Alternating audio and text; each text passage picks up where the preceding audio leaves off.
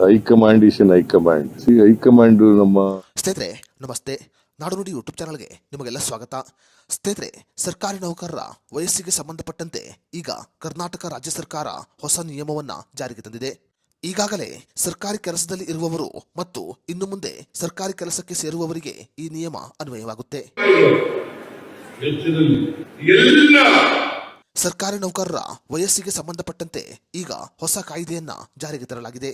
ಹಾಗಾದ್ರೆ ಸರ್ಕಾರಿ ನೌಕರರ ವಯಸ್ಸಿಗೆ ಸಂಬಂಧಪಟ್ಟಂತೆ ಜಾರಿಗೆ ಬಂದಿರುವ ಹೊಸ ಕಾಯ್ದೆ ಏನು ಅನ್ನೋದರ ಬಗ್ಗೆ ಸಂಪೂರ್ಣ ಮಾಹಿತಿಯನ್ನ ಈ ವಿಡಿಯೋದಲ್ಲಿ ನಾವು ನಿಮಗೆ ತಿಳಿಸಿಕೊಡ್ತೀವಿ. ವಿಡಿಯೋ ತುಂಬಾ ಇನ್ಫಾರ್ಮೇಟಿವ್ ಆಗಿದೆ, ಎಲ್ಲೂ ಸ್ಕಿಪ್ ಮಾಡದೆ ನೋಡಿ. ಹಾಗೂ ಈ ಮಾಹಿತಿಯನ್ನ ಪ್ರತಿಯೊಬ್ಬ ಸರ್ಕಾರಿ ನೌಕರರಿಗೆ ಶೇರ್ ಮಾಡಿ. ಸ್ನೇಹಿತರೆ, ಕೆಲವು ಸರ್ಕಾರಿ ನೌಕರರು ಕೆಲಸಕ್ಕೆ ಸೇರಿದ ಬಳಿಕ ತಮ್ಮ ಜನ್ಮ ದಿನಾಂಕವನ್ನ ಬದಲಾಯಿಸಿಕೊಳ್ಳುತ್ತಾರೆ. ಜನ್ಮ ದಿನಾಂಕವನ್ನ ಬದಲಾಯಿಸಿಕೊಳ್ಳುವುದರ ಮೂಲಕ ಹೆಚ್ಚಿನ ಸಂಬಳ ಮತ್ತು ಹೆಚ್ಚಿನ ಪಿಂಚಣಿಯನ್ನ ಪಡೆದುಕೊಳ್ಳುತ್ತಾರೆ. ಆದರೆ ಇನ್ನು ಮುಂದೆ ಸರ್ಕಾರಿ ನೌಕರರು ತಮ್ಮ ಜನ್ಮ ದಿನಾಂಕವನ್ನ ಬದಲಾಯಿಸಿಕೊಳ್ಳಲು ಸಾಧ್ಯವಿಲ್ಲ.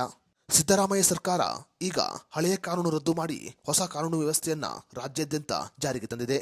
ಹೊಸ ಕಾಯ್ದೆಯ ಪ್ರಕಾರ ಇನ್ನು ಮುಂದೆ ಸರ್ಕಾರಿ ಕೆಲಸಕ್ಕೆ ಸೇರಿದ ಬಳಿಕ ಯಾವುದೇ ಕಾರಣಕ್ಕೂ ಜನ್ಮ ದಿನಾಂಕವನ್ನ ಬದಲಾಯಿಸಿಕೊಳ್ಳಲು ಸಾಧ್ಯವಿಲ್ಲ. ಸರ್ಕಾರಕ್ಕೆ ಆಗುತ್ತಿರುವ ವಂಚನೆಯನ್ನು ತಡೆಗಟ್ಟುವ ಉದ್ದೇಶದಿಂದ ಈ ನಿಯಮವನ್ನ ಜಾರಿಗೆ ತರಲಾಗಿದೆ. ಸ್ನೇಹಿತರೆ, ನೀವು ಕೂಡ ಸರ್ಕಾರಿ ನೌಕರರಾಗಿದ್ದರೆ ಈ ನಿಯಮದ ಬಗ್ಗೆ ನಿಮ್ಮ ಅನಿಸಿಕೆ, ಅಭಿಪ್ರಾಯವನ್ನು ನಮಗೆ ಕಮೆಂಟ್ ಬಾಕ್ಸ್ ನಲ್ಲಿ ತಿಳಿಸಿ.